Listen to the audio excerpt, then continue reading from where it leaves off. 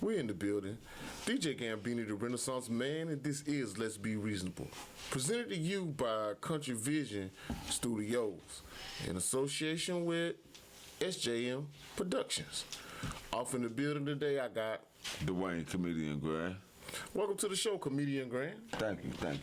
Thank you for coming by. You know, I always enjoy having somebody to chat with. Yeah. So, you kind of like in the comedy business, right? Yeah, I'm just getting my feet wet. How's that going for you? I mean, the water feel pretty good. I mean, I checked out a little bit of your show, and you made me laugh, and I'm not an easy guy to make laugh. Yeah, thank you. Yeah, you made me laugh. Okay, so what we got going on today is this crisis cross overseas. Yeah. You know, where the Iranians ran up in our embassy. I mean, yeah. And we bombed their convoy, killing a high-ranking general named, what's his name, Sean? Qasem Soleimani. Khalil Soleimani.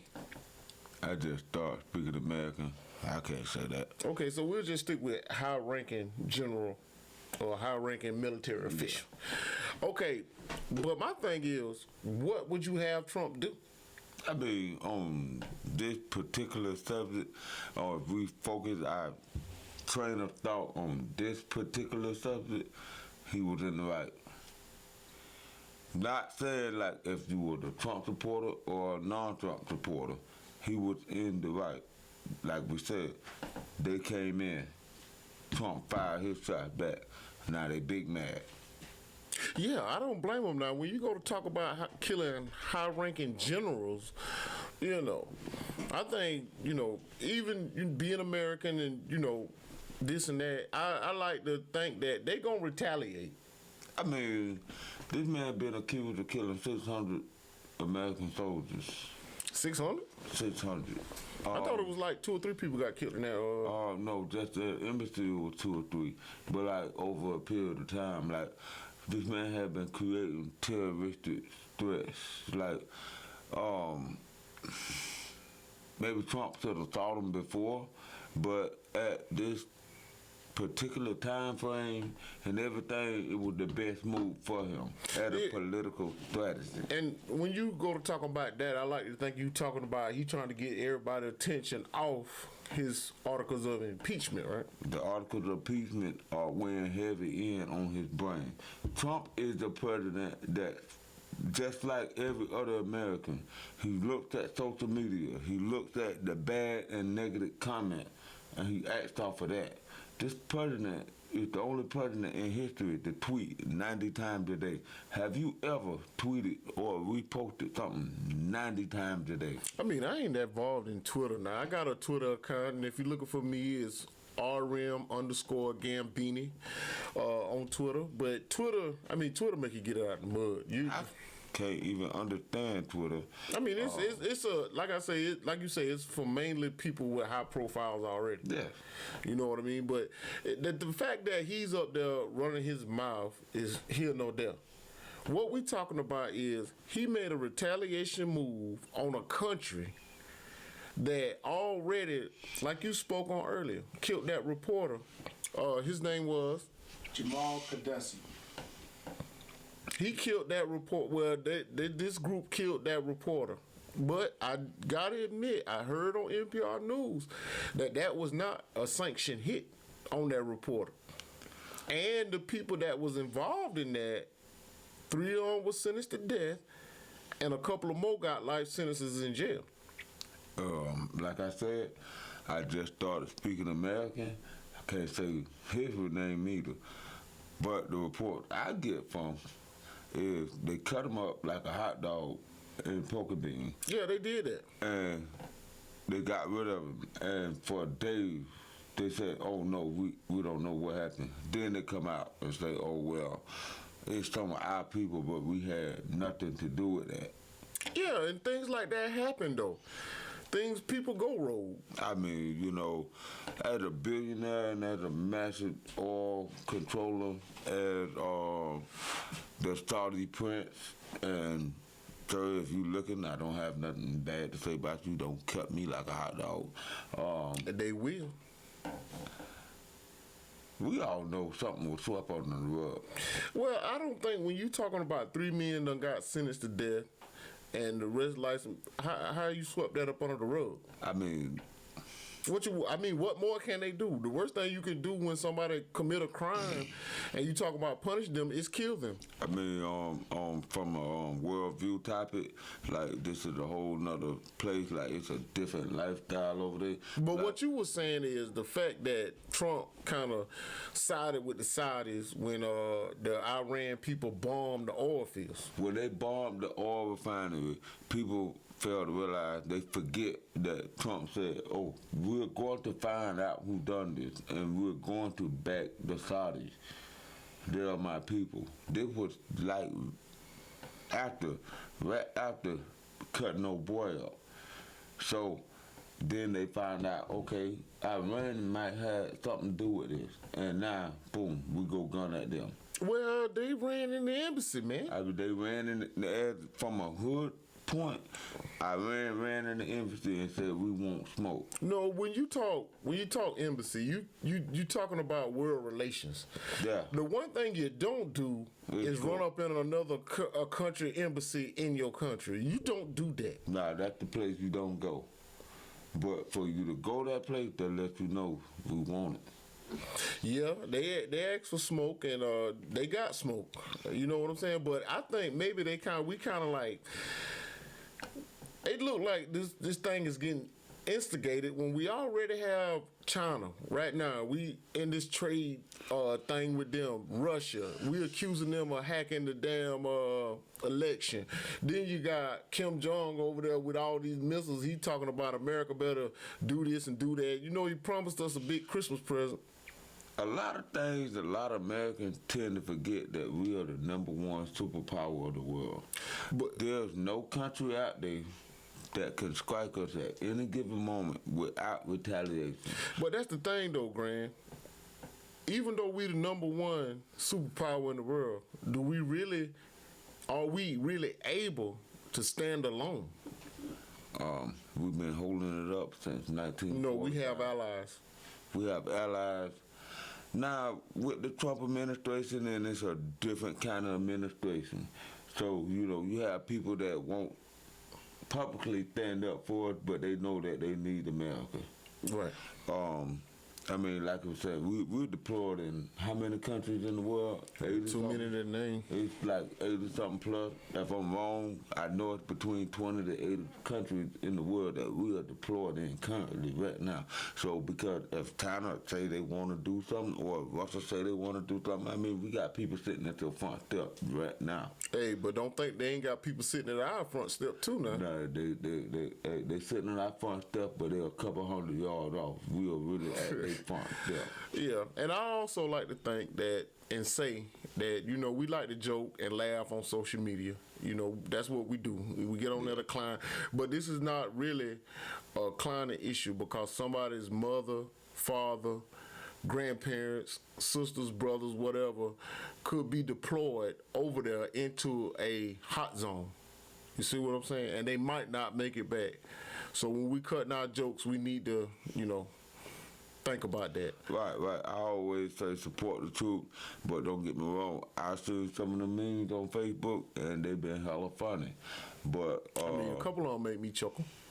I mean, like I say, if you had the intelligence enough to be able to log in on Facebook, you got the intelligence enough to be able to do your own research and find out that there's no country that is going to step foot on American soil. I mean, you don't have to step foot to do nothing, because remember now, we Osama bin Laden in the world trades, but, that's a whole different subject. We're going to take a quick break, and we're going to be right back. I let the women know, but they ain't going for no broke-ass nigga. All that little stuff in the dream, that been out the window. When that girl came out with that song The Weekend, and them women went to acting like niggas, and like fucking just like niggas, like, oh yeah, a bitch felt that. Oh, we felt y'all. What? A bitch, no, man, come on. I rolled over. I thought I had done did my thing one night, me and her was chilling. I done just laid my hand back there, and she done scooted over to my arm. What time you leaving? I said, man, I felt bad. She put me out. Usually I put them out. She was like, shit, I'm gonna hit you up tomorrow. We back. And I was sitting in here with comedian Grant, and we were sitting in here talking a little bit about, the situation across seas that got America on the brink of war. But we're going to switch gears a little bit here, Hustle. And I want to talk about human trafficking in America. I mean, well, a country that was built off of human trafficking is no secret. But, like, nowadays, it's blatantly in our face. Like, But you know what? You're the first person I heard to mention that. I mean, if I was on the podcast, you get a goddamn big ding for that. This country was built off human trafficking. I mean, basically, like, where else it come from? They move people. And right now, people are being moved in our face. Like, it's not like back in the 80s when your face got put on a milk carton. Like, now, people... Yeah, because, like I alluded to earlier, human trafficking been going on. It's just now that with social media, time somebody go to missing, or you go on 2 days, they calling the man. You got people, you got kids out there that's misunderstood, and then like they might just take off, and they don't be wanting to talk to the adult in their life, and they just sneak off. But like, you really got people that's out there like getting heads for certain prices. So it's a crazy situation. When you go to talking about runaway teens, you have that runaway teens. Yeah. Teens that, like you say, can't survive in their family circle, and they got to get away. But with so much danger in the world today, how can a parent not presume their child missing, even though, we might have just been arguing, we might have been just fussing?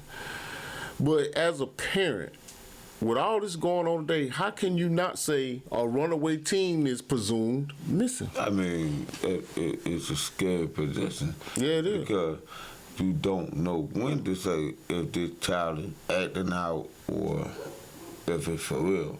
So, like, I think the best thing is to try to always just be like, okay, I was a teenager before. So all them little steps that you trying to take, I been took them.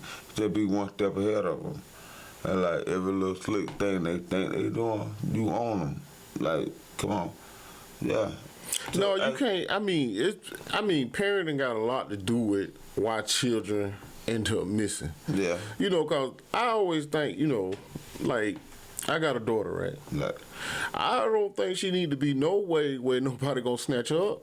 And I know nowadays they got this thing where a bunch of them get friends and go to the mall, have sleepovers and this and that. But me as a parent, I'm gonna be very objective to that because you can get snatched up easily. I think the term snatched up is very misunderstood. Like, we think it's gonna be a van pull up, and somebody. And once again, social media is making a joke of something serious. And it's going like that. I think that term has everybody thinking, if I don't see that white van or if I'm protected, but you never know.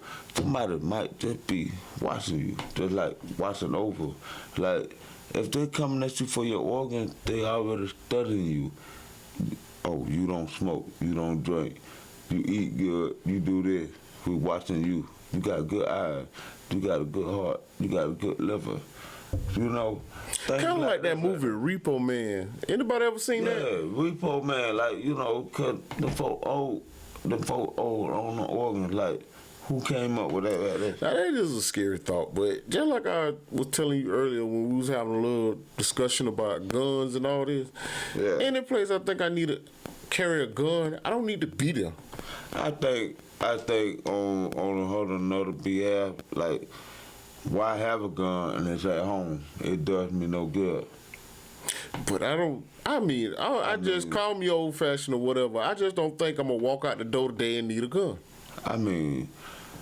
That doesn't call cross your my mind thing. when I'm It's going not, somewhere. It's not 1950 anymore. It's like, okay, Now, let's take in mind got- now, if I was doing an interview in the hood, I would like my gun somewhere. You know what I'm saying?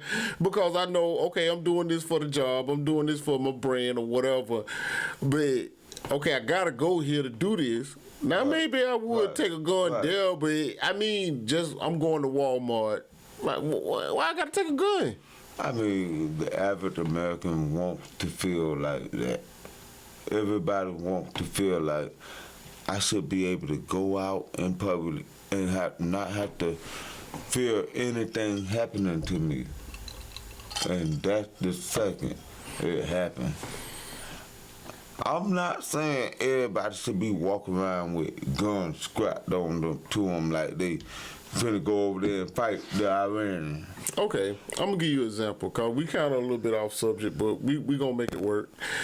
I went to GameStop for the 2K20 release. It's a guy in line with a gun on his hip. Now we going to a video game store. What you need a gun for? Are you that insecure? Are you that scary that you can't leave the house without your gun? Nothing against anybody that open carry. My thoughts against open carry is why acknowledge that you have a gun. If you open carry, you pretty much can conceal carry, and you can hide it, and people do not have to see it.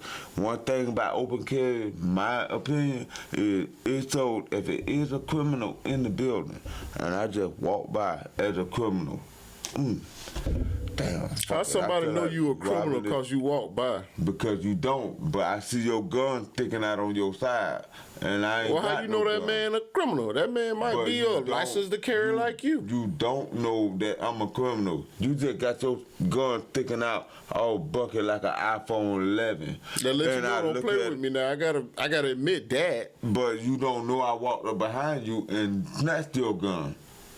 They gonna You know are if you snatch paying that for your gun. groceries. You're not thinking about me coming behind you.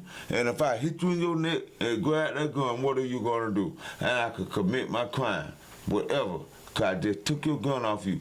But if But you it got ain't like I'm a police officer. Ain't like It's that's not the like worst you're a thing in the police. world.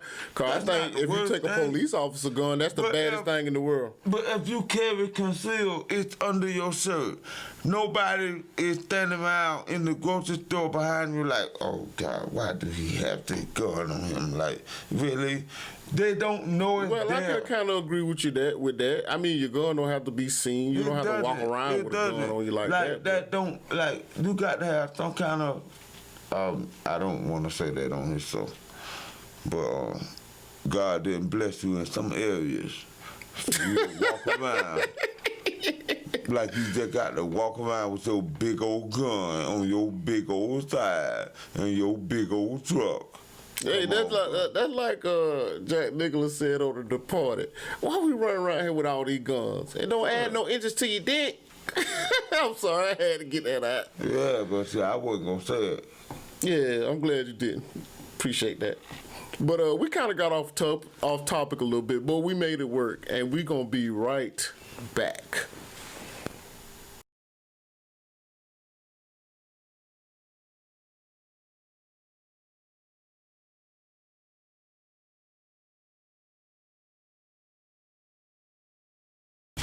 We back, and we done made it to the conclusion of the show. We talked a little bit today about the crisis overseas that got America on the brink of World War III. We talked a little bit about human trafficking. Then we kind of switched to guns in the middle of the last segment, but I think we made it work. I'm in the building today with comedian Grand Yeah. Hustle. Yeah, thank you. Yeah, you know, I'm in the building with him today. And how can we find you if we're looking for you on social media? I mean, if you're looking for me on social media, you could look for Dwayne Comedian Grand on Facebook or Dwayne Comedian Grand on Instagram. and we'll be creating a YouTube page. Okay, that's in the works. I heard about it. Okay, what we got going on is we like for you, the fans, to comment, or not necessarily fans or people that's watching the show. We like to hear your opinion too, cause here at Country Vision we like to start the conversation. You see what I'm saying? We get you to talking, but talk to us. Let us know how you feel about what we're doing on this show. How can we improve? How can we get better? What's your input on the subjects that we talked about? Let us know. And if you're looking for me, you can find me at Uriah World Champ Warren or the DJ Gambini Facebook page. Or you can swing by Sports Talk 101. That's a little chat group. You know, you send in for the member acceptance. We're going to accept you because we don't turn too many people down. If you're looking for me on Twitter, it's RM_Gambini. And also, if you want to catch this video, it's on Country Vision YouTube page. And y'all always know how we end the show. Peace and prosperity.